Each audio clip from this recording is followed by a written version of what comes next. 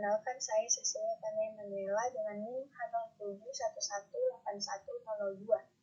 Di sini saya akan menjelaskan mengenai DES atau Data Encryption Standard.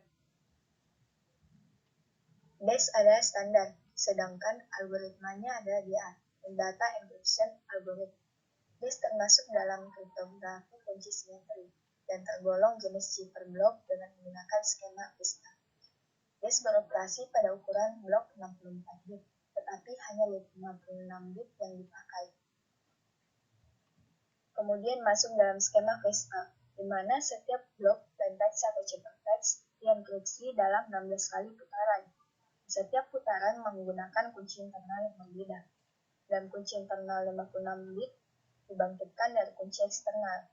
Setiap blok mengalami permutasi awal 16 kali putaran enciphening dan inversi permutasi awal. Kemudian masuk dalam pembangkitan kunci internal. Kunci internal atau kunci setiap putaran. Dalam pembangkitan kunci internal ada 16 kali putaran. Jadi ada 16 kunci internal yang terdiri dari K1 hingga K16. Ini dibangkitkan dari kunci eksternal 64 bit yang diberikan oleh pengguna. Kemudian masuk pada tahap dekripsi terhadap ciphertext yang merupakan balikan dari proses enkripsi. Pada proses ini, urutan kunci yang digunakan adalah K16 hingga K1. DES menggunakan algoritma yang sama untuk proses enkripsi dan dekripsi. Untuk tiap putaran, keluaran pada setiap putaran dechiffering adalah seperti di bawah ini.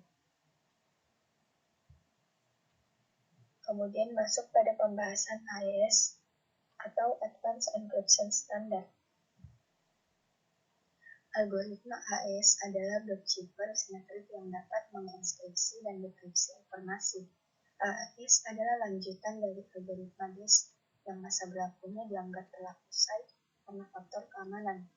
Kecepatan komputer yang sangat pesat dianggap sangat membahayakan DES, sehingga pada tanggal 2 Maret tahun 2001 ditetapkanlah algoritma baru Ringdale sebagai AES. Algoritma Ringdale berorientasi baik. Setiap putaran menggunakan kunci internal yang berbeda atau round key. Enciphening melibatkan operasi substitusi dan permutasi. Kemudian masuk pada algoritma Ringdale pada tahap awal yaitu at round key yang melakukan sort antara step awal dengan cipher key. Yang kedua yaitu melakukan 9 kali proses pada setiap putaran. Yang pertama yaitu subbyte, substitusi byte dengan menggunakan tabel substitusi. Yang kedua yaitu shift load, yaitu pergeseran baris-baris array stack secara wrapping. Yang ketiga mix columns, mengacak data di masing-masing kolom array stack.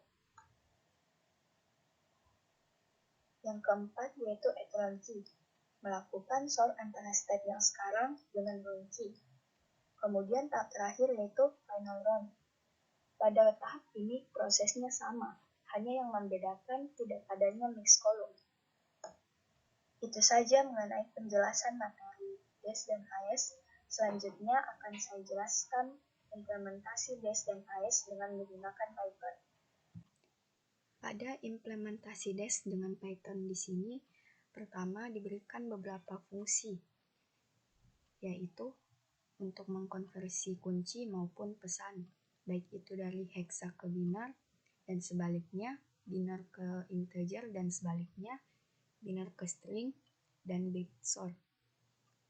Kemudian pada tahap awal yaitu proses pembangkitan kunci pada fungsi PC1.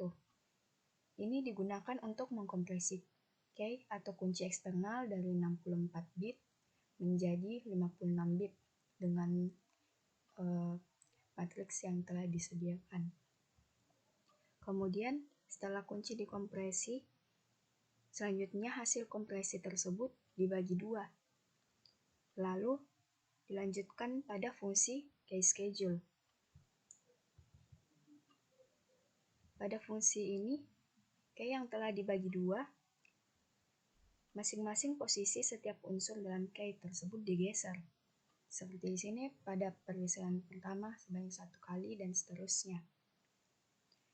Kemudian setelah dari schedule, langkah ke fungsi PC2. Pada fungsi ini, kunci yang dibagi dua pada fungsi schedule dijumlahkan dan disatukan lagi. Seperti yang terlihat yaitu parameter C dan D. Kemudian angka ini angka sebelumnya dan hingga ini dilakukan sebanyak 16 kali. Hingga didapatkan 16 kunci internal yang mempunyai panjang 48 bit. Selanjutnya yaitu proses enkripsi. Terdapat beberapa proses pada enkripsi. Yang pertama yaitu initial permutasi. Pada fungsi ini bertujuan untuk melacak pesan sehingga urutan bit-bit di dalamnya berubah dengan menggunakan matriks yang telah disediakan. Selanjutnya, setelah proses enkripsi dengan yang pada tahap yaitu initial permutasi, selanjutnya yaitu pada fungsi enkripsi dash.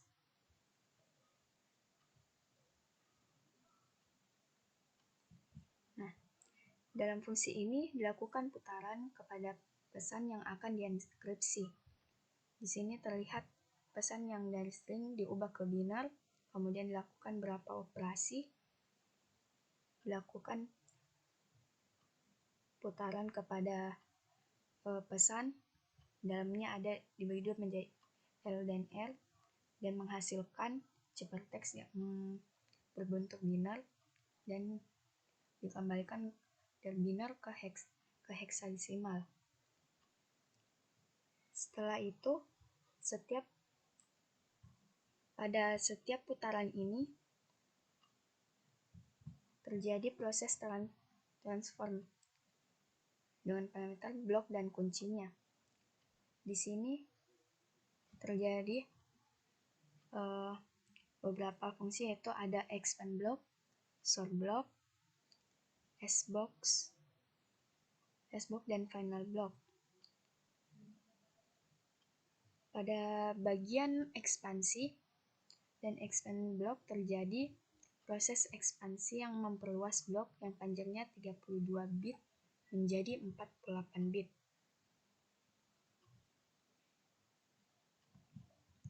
Dengan menggunakan matriks yang telah disediakan. Selanjutnya, hasil ekspansi akan disort dengan key yang panjangnya 48 bit, sehingga menghasilkan vektor A yang panjangnya 48 bit.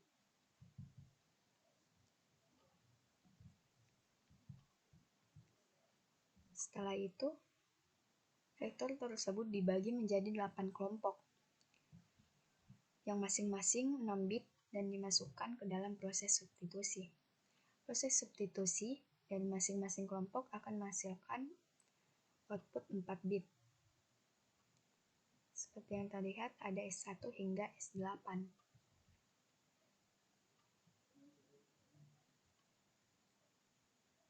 Selanjutnya, pada hasil dari substitusi di atas, menghasilkan vektor B yang panjangnya 48 bit. Hasil substitusi itu dimasukkan ke dalam proses permutasi. Proses permutasi di sini bertujuan untuk mengacak hasil proses dari substitusi yang di atas. Setelah di sini terlihat proses perputaran dilakukan sebanyak 16 kali dan block size dengan 64 bit dan yang digunakan sebanyak 56 bit. Setelah proses permutasi selesai, hasil dari proses tersebut akan dikembalikan ke bentuk awal sebelum dilakukan initial permutasi dengan menggunakan fungsi initial permutasi dengan isi matriks yang telah disediakan. Hasil dari inverse tersebut merupakan hasil dari putaran pertama yang dilakukan sebanyak 16 kali, lalu ubah hasil tersebut dari biner ke heksadesimal. Proses yang terakhir yaitu dekripsi. Itu proses dekripsi. Di sini dekripsi merupakan balikan dari enkripsi. Hanya saja dalam proses enkripsi menggunakan kunci 1 hingga 16, sedangkan di dekripsi ini menggunakan pembangkitan kunci dengan yang dimulai dari kunci 16 hingga ke 1. Dan menghasilkan ciphertext yang dari binar ke string. Di sini dicobakan seperti contoh digunakan kata pesan ilkom dan dengan kuncinya yaitu crypto.ika dan menghasilkan hasil enkripsinya yaitu seperti ini. Dan ketika didekripsi dimasukkan